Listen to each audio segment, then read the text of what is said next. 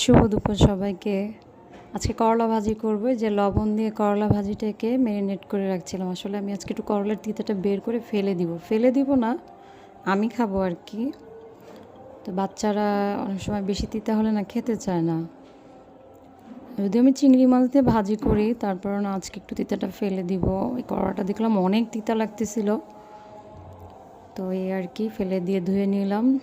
যে পেঁয়াজ মরিচ দিয়ে কড়াইতে চিংড়ি মাছ দিয়েছিলাম, হলুদ লবণ দিয়ে চিংড়ি মাছটাকে একটু ভেজে নিব ভালো করে।